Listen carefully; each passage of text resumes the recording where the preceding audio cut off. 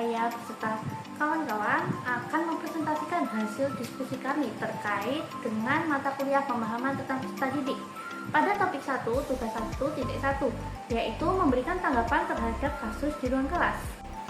Anggota kelompok kami terdiri dari 3 orang, di mana yang pertama adalah saya, Yova Wahyu Cynthia, kedua Lia Ratnawati, dan ketiga Umi Mukholifah. Kami akan membagi satu persatu dan membahasnya secara rinci.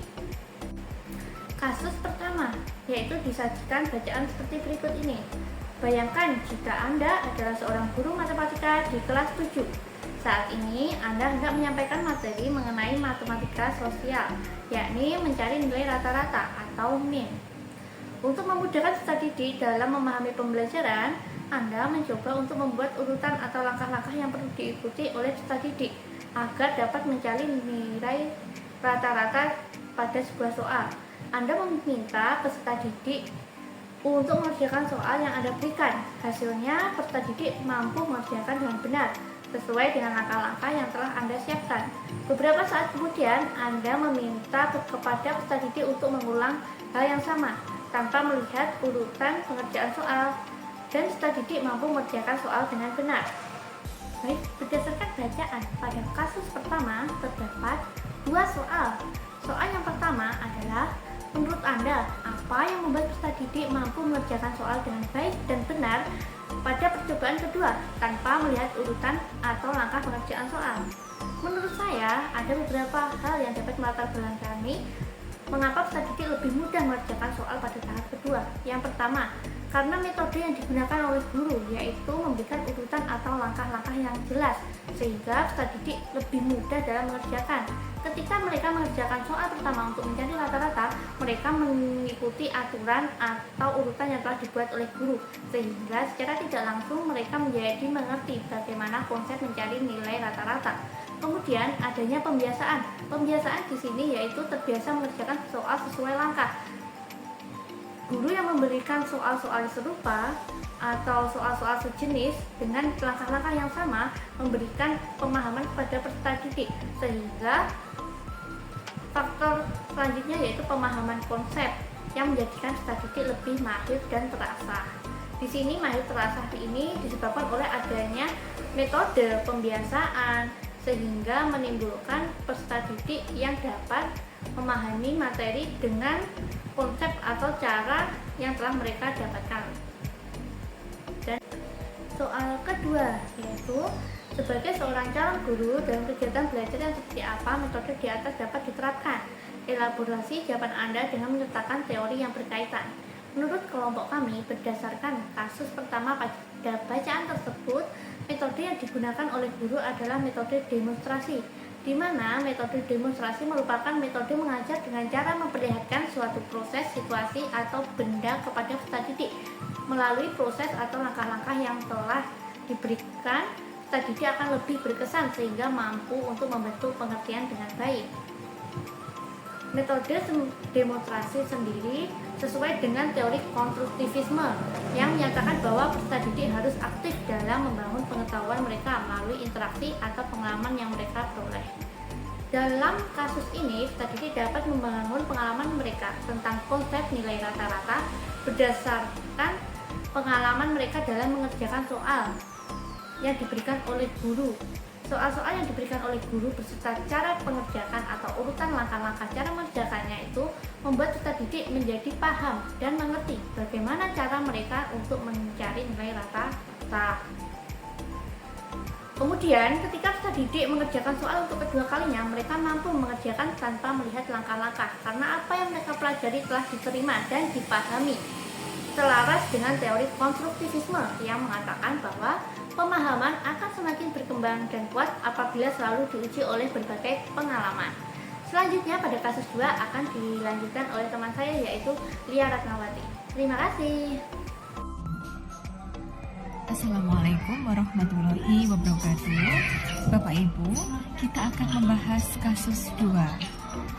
Di mana kasus 2 ada seorang guru SD kelas 1. Beliau bernama Bu Rina. Sebagian besar peserta didiknya belum bisa berhitung dengan lancar. Bu Rina sedang memikirkan cara yang sesuai untuk membantu peserta didiknya untuk menyelesaikan tantangan belajarnya. Menurut saya, jika dilihat dari tahapan perkembangan peserta didik, rata-rata anak usia kelas 1 adalah 7 tahun, yang berarti masuk pada tahapan operasional konkret, menurut tahapan perkembangan Jean Piaget.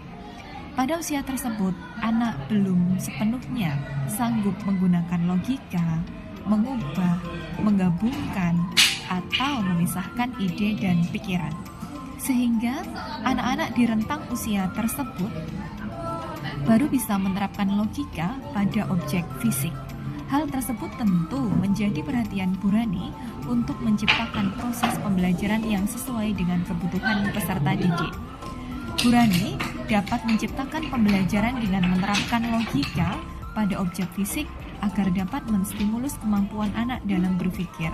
Salah satu cara yang dapat dilakukan adalah dengan menyediakan benda-benda di sekitar siswa, misalnya buku, pensil, spidol, penggaris yang setiap harinya digunakan siswa untuk belajar.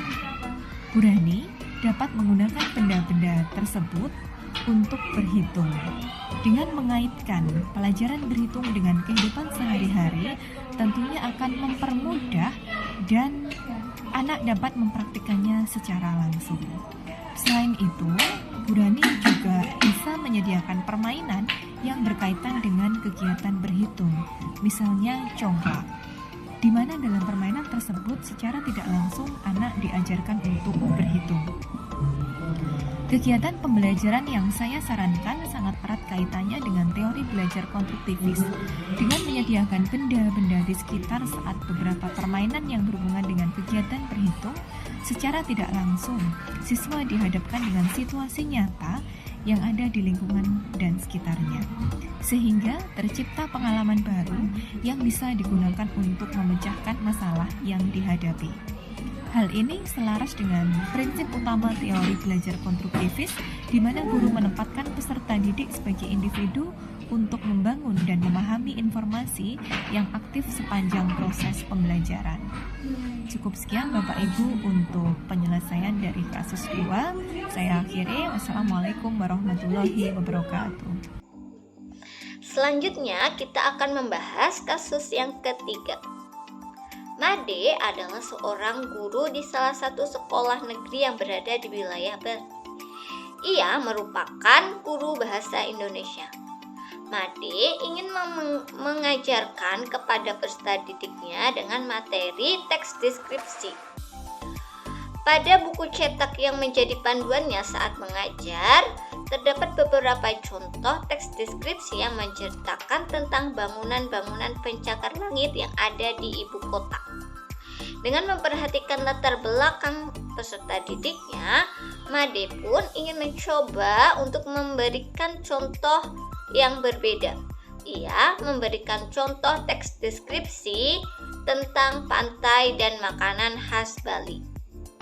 Kasus tersebut, keputusan Made merupakan keputusan yang tepat. Kenapa? Karena dengan kita memberikan contoh yang relevan dengan latar belakang peserta didik ataupun minat peserta didik, itu akan meningkatkan motivasi siswa dalam belajar di dalam kelas dan akan memudahkan siswa untuk memahami materi yang akan disampaikan atau yang telah disampaikan oleh Made. Selain itu, dengan kita melibatkan peserta didik dalam belajar, itu akan mendorong siswa itu lebih aktif dalam berdiskusi dan menulis teks deskripsi. Pada kasus tersebut menggunakan prinsip relevansi, yang mana mengacu pada pemberian materi yang sesuai dengan latar belakang atau pengalaman peserta didik. Pada kasus tersebut, Made telah mencoba memberikan contoh teks deskripsi yang relevan dan menarik bagi siswanya, sehingga siswa itu lebih mudah dalam memahami materi, yaitu teknik-teknik dalam kepenulisan teks deskripsi dengan mengaitkan objek yang sudah diketahui. Teori yang sesuai dengan prinsip ini yaitu teori konstruktivisme dari Jean Piaget, yang mana pada teori ini mengatakan bahwa siswa aktif membangun pengetahuan dan kesadaran melalui pengalaman dan interaksi dengan lingkungan sekitar. Dari hal tersebutlah, guru harus bisa merealisasikan pengalaman belajar siswa dengan cara memberikan materi pembelajaran yang lebih relevan dan menarik bagi siswa di kelas. Dalam kasus tersebut, Made telah mengaktualisasikan prinsip relevansi dengan cara memberikan contoh teks deskripsi yang sesuai dengan kehidupan sehari-hari dan objek yang sudah diketahui oleh para peserta didiknya.